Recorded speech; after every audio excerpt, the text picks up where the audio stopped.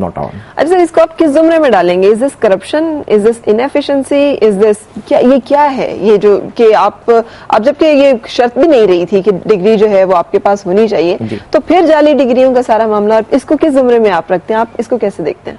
Well, generally speaking तो yes, I am against कि degree requirement होनी नहीं चाहिए to start off with, you know, when people are contesting, because you are only prioritising a small segment of the society. सही, वो that being aside, लेकिन जब parties themselves जब decide करती हैं कि हम किसको टिकट दे रहे हैं, तो जितने उनके पास ऑब्वियसली कैंडिडेट्स, हर टिकट के लिए 20-25 कैंडिडेट्स होते हैं, I think the parties should make the right decision कि उनको पता है कि अब ये ग्रेजुएट नहीं है, ये पर्सन बहुत अच्छा क्वालिफाइड है, ये टेक्नोक्रेट है, इस पर्सन ने डिलीवर किया है, एनजीओज में डिलीवर किया है, they should make the right decisions कि वो टिकट्स किसको अवॉर्ड कर रहे हैं। In most cases obviously 80 to 90% of the लोग, वैसे भी पार्टी जब डिसाइड करेगी तो वो इस टाइप के लोग होंगे जो पढ़े लिखे लोग हैं। बिल्कुल सही। और उसमें सेकंड फैक्टर फिर ये है कि जो लोग खुद जो पार्टी में टिकट के लिए अप्लाई कर रहे हैं और वो फेक डिग्री लेकर आ रहे हैं, तो वो उन्होंने सिर्फ कंट्री के साथ क्राइम नहीं किया है, उन्होंने पार्टी के अंदर भी झूठ बोला है। बिल्कुल, कि उनके पास डिग्री नहीं है और पार्टी में वो डिग्री की कॉपी सबमिट कर रहे हैं अपने चेयरमैन को, अपने को चेयरमैन को कह रहे हैं कि हम, मतलब मोहतरमा से उन्होंने झूठ बोला। सर बिल्कुल सही। अच्छा, इसका एक और पहलू भी तो है ना, जैसे आप बता रहे हैं कि आपने पीएचडी किया हुआ है पावर एनर्जी में,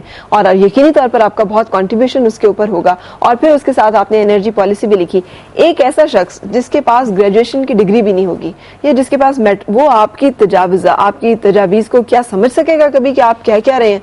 उसको तो यही पता नहीं चलेगा कि जो आप उसको बता रहे हैं उसकी अहमियत क्या है, उसकी अफादियत क्या है, और उसको करना है, उस पर अमल और कैसे इंप्लीमेंट करना है। तो एजुकेशन तो सर मेरा ख्याल है डिग्री की रिक्वायरमेंट तो खुद ऑटोमेटिकली आ जाएगी। नहीं, जिस तरीके से मैंने बोला कि पार्टी को खुद क्वालिफाइड लोगों को लेना चाहिए, और मोहतरमा ने भी ऑब्वियसली जब मुझे चूज किया था सेनेट के लिए, उन्होंने मेरी कोई क्वालिफिकेशंस देखी होगी, कोई क्रेडिबिलिटी देखी होगी, कोई नेचर ऑफ वर्क देखा होगा, और उसकी वजह से आई थिंक प्रोबेबली उन्होंने कोई अपनी डिसीजन करेक्ट की होगी। बिल्कुल सही। हम रुक रहे हैं एक थोड़ी सी देर के लिए, एक ब्रेक, और फिर उसके बाद हमारी मुलाकात चेयरमैन एचईसी के साथ जारी रहेगी। साथ रहिएगा।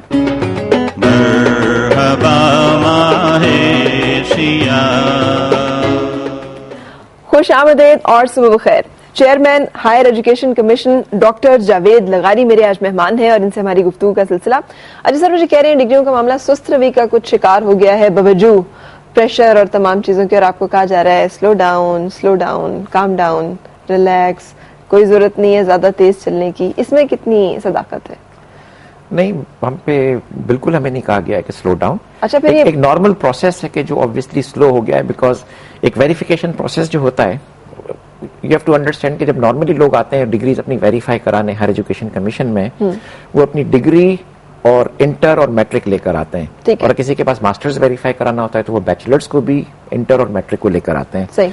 यहाँ पे इलेक्शन कमीशन ने हमें सिर्फ डिग्री की फोटोकॉपी भेजी, और पहले फेज में तो सबकी डिग्रीज की भी नहीं भेजी, काफी लोगों की नहीं भेजी, और जिनकी भी भेजी उसमें आधी डिग्रीज थी और आधी डिग्रीज नहीं थी। ऐसे थे जैसे to whom it may concern certificates. तो उसको हमने जब स्कैन किया तो फिर हमने वापस इलेक्शन कमीशन में भेजा कि प्लीज ये सही भेजें। कोई कॉपीज क्लियर नहीं थी, फिर कुछ उन्होंने भेजी, फिर कुछ सेकंड फेज में भेजी।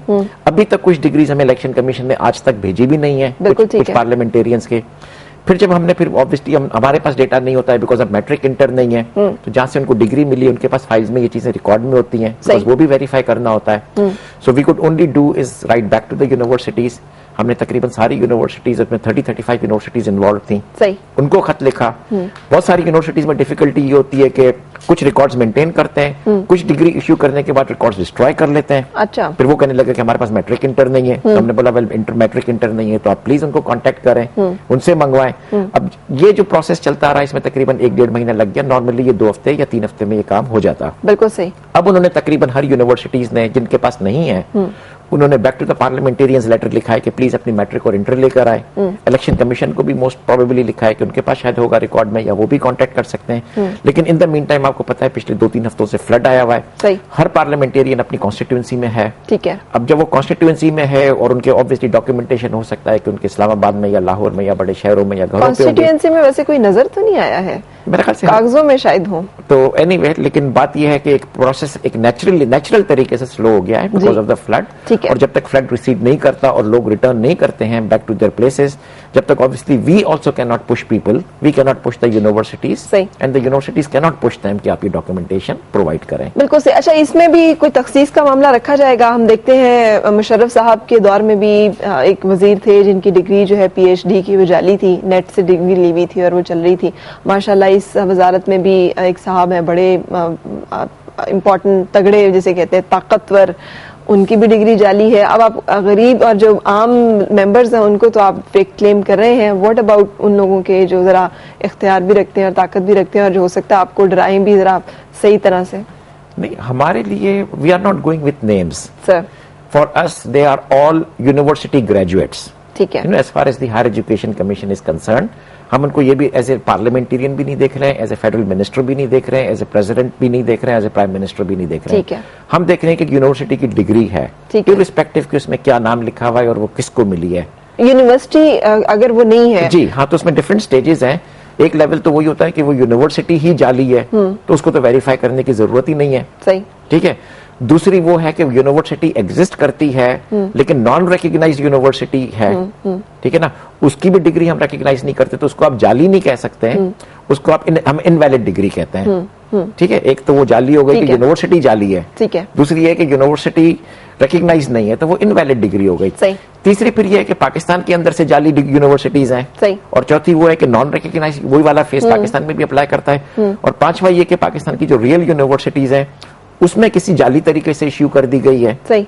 या किसी पेट्रोल पंप से खरीद के अपना नाम लिख लिया गया है छपा के। तो डिफरेंट कैटेगराइजेशन है और हमारा रोल ये है कि फिगर आउट करना कि कौन सी जाली है और कौन सी जाली नहीं है। बिल्कुल सही। लेकिन इसके ज़मरे में सब लोग आएंगे, इसमें कोई तफसील नहीं होगी। ऑब्वियसली सब लोग उसमें इंक्लूडेड है। अच्छा, आपके पर्सनली दिल पे you are a highly qualified person, एक ऐसा शख्स जिसके साथ जिसकी सलाहियतों और काबिलियतों से बीबी ने अगर आप पे ट्रस्ट किया था और आपको अमेरिका से वापस बुलाया था और आप तो यकीनी तौर पर वो आपके ऊपर बहुत ज्यादा इन्हिसार भी करी होंगी और आपके ऊपर बहुत ज्यादा उनको एतबार भी होगा। आप मुझे ये बताइएगा, जब आपको किसी ऐसे शख्स को, Bibi herself was a highly qualified person, बहुत सारे ऐसे लोगों को सर कहना पड़ता है जिनका आपको पता है कि डिग्री भी नहीं है इनके पास और इनको ये किसी भी चीज से वाकिफ भी नहीं है, तो क्या गुजरती है दिल पे? नहीं सर, तो ऑब्वियसली आप तो इज्जत का टाइटल होता है। Person doesn't have to be a graduate.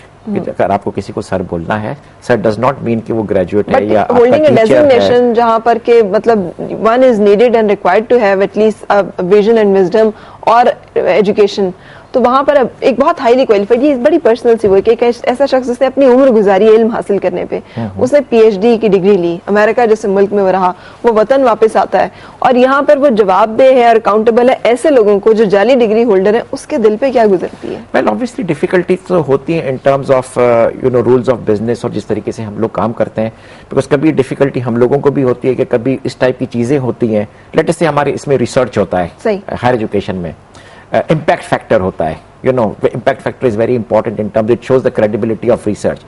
अब हम जब जाते हैं, जब पॉलिटिकली हम कैसे जाके इम्पैक्ट फैक्टर लोगों को समझाएं, हाँ जी, इट बिकम्स वेरी डिफिकल्ट। इसी तरीके से जब आप बोलते हैं कि archive refereed journal publications versus एक अखबार में कोई आर्टिकल लिख लेता है, we can distinguish between the two. एक नॉर्मल पर्सन होगा, उसका अखबार में एक लेटर टू द एडिटर भी छप जाएगा तो वो उसको पब्लिकेशन कहेगा, हम अखबार के आर्टिकल को भी पब्लिकेशन नहीं कहेंगे।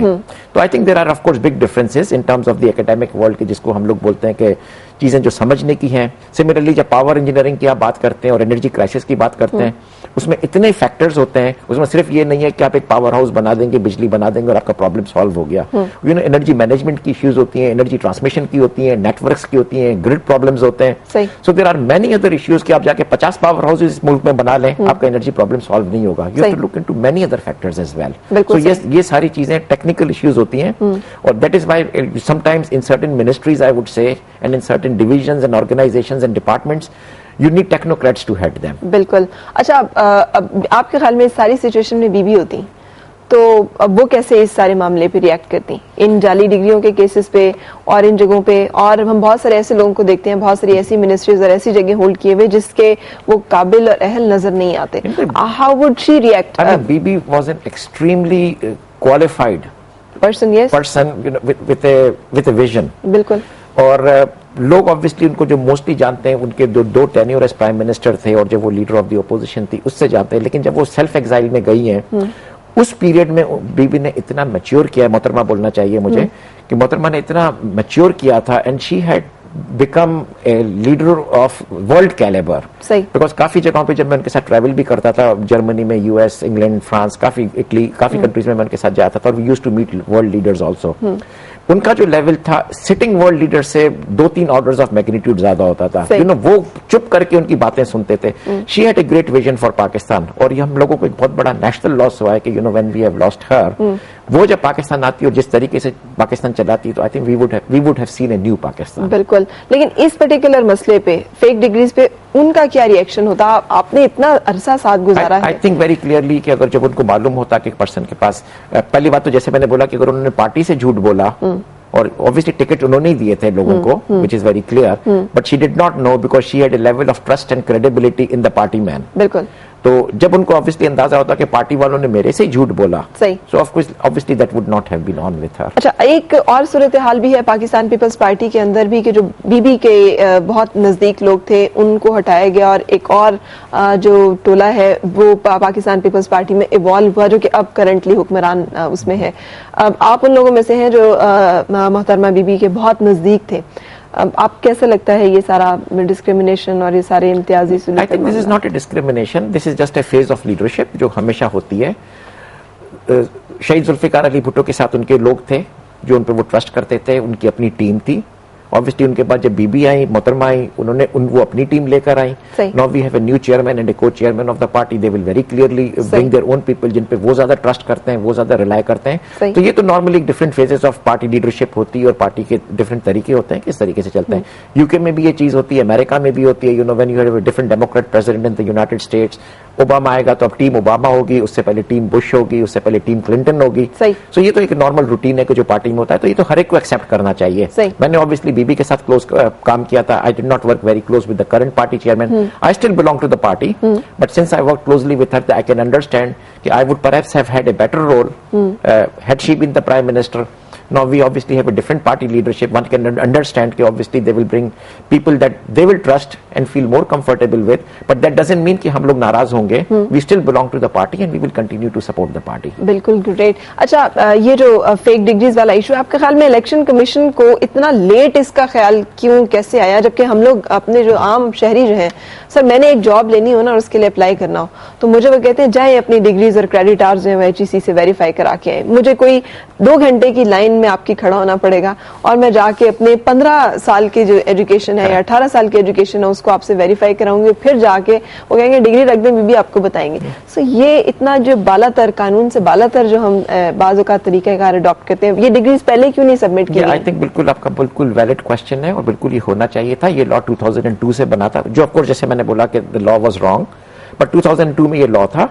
उस वक्त ही इलेक्शन कमीशन को सारी डिग्रीज वेरीफाई करवानी थी। Bihar education commission was there, पर unfortunately they set on a lot of these fake degrees also. काफी जगह पे केसेस हैं कि जब